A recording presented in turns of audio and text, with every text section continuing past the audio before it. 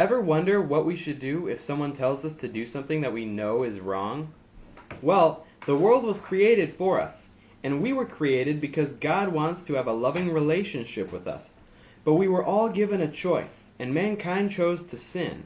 So now there's sin in the world, with problems and dangers. But no matter what the circumstances, we can choose to look to God because He delivers and rescues. Daniel 6:27.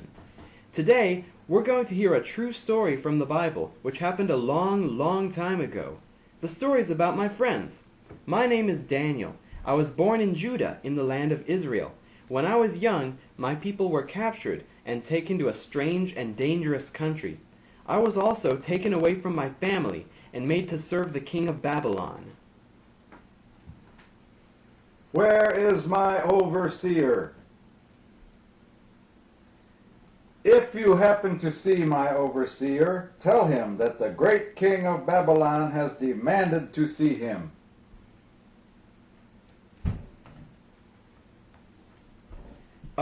Excuse me, are you the overseer? Me? Yes, I am the overseer.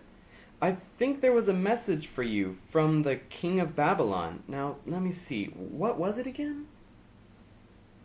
Oh, yes. The king demands to see you. I hope I'm not in trouble. He didn't say. Did he seem angry?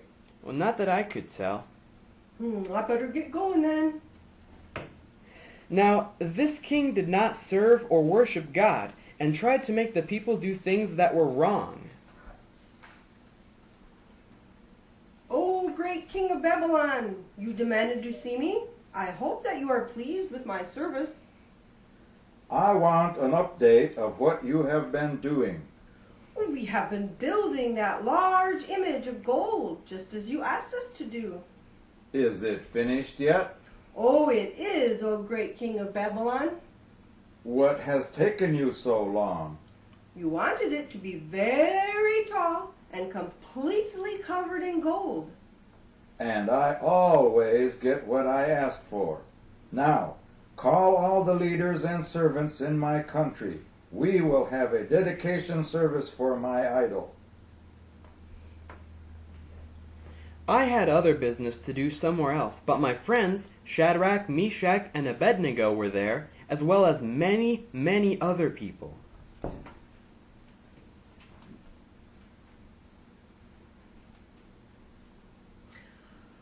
Attention everyone! The king has built us a great golden image. And the king commands that as soon as you hear the loud music, you must fall down and worship the golden image. If you do not, you disobey the king, and you will be thrown into a furnace of blazing fire. Oh no, if we obey the king, then we are disobeying God. And if we obey God and don't fall down to worship, then the king will throw us into the fiery furnace. Guys, no matter what, we have to obey God.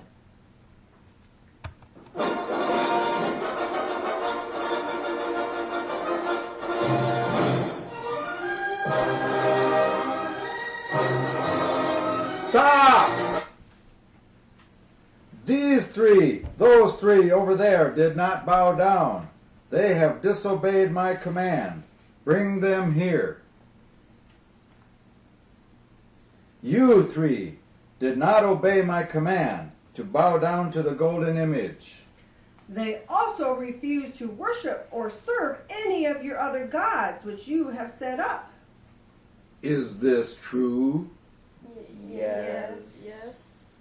Well, I am going to give you one more chance.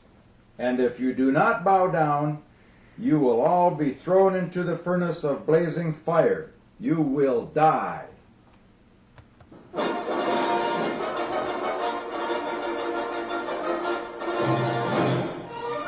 Stop! Why are you disobeying me? Why do you disobey my commands? Why do you not worship or serve the other gods that I set up? I warned you that if you disobeyed me, you would be thrown into the furnace of blazing fire, and die. We will only worship and serve the one and only living God. We are willing to die for him. If he wants to save us from the furnace of blazing fire, he is capable of doing that. Our God delivers and rescues. And if our God doesn't save us from this, then even if we die, no matter what, we are still going to obey God.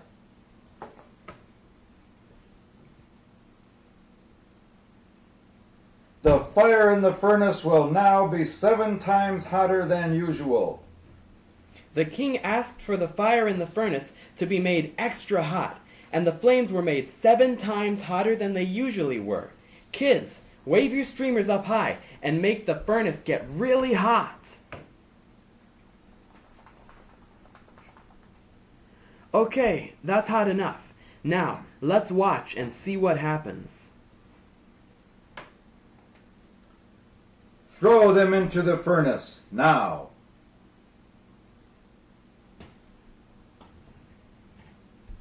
The fire was so hot that the guards who threw Shadrach, Meshach, and Abednego into the furnace fell down dead just from being near the furnace. There, that is done. Let that be a lesson to everyone. Look! Can that be? It looks like those boys are walking around in the furnace. They are not getting burned up. Not even their clothes are burning. How can that be? Huh? How can that be? And did we not throw 3 into the fire? Yes, there were only 3. Shadrach, Meshach, and Abednego. But I see 4. Who is that 4th figure in there with them? He looks like an angel. I do not know. I cannot explain that. Shadrach, Meshach, Abednego, come out. You servants of the Most High God, come here.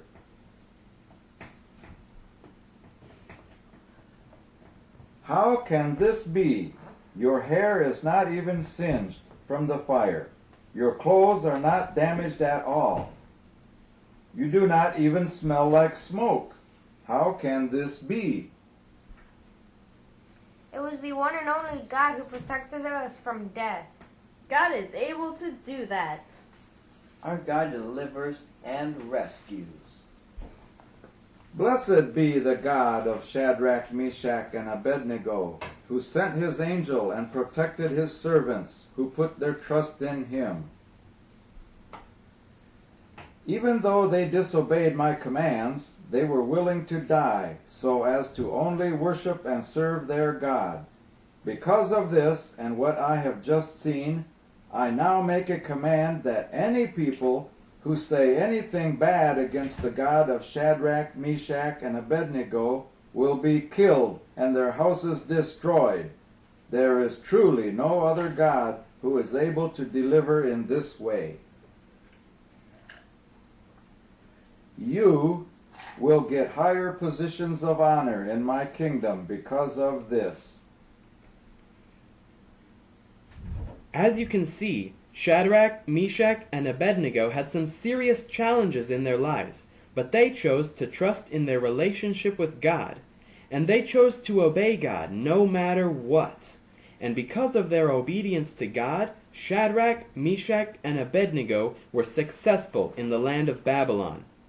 Even though they were in a strange and dangerous country with no family, God was with them and protected them, because He delivers and rescues. No matter what the circumstances, we can know that God is greater than anything, and we can choose to trust in God.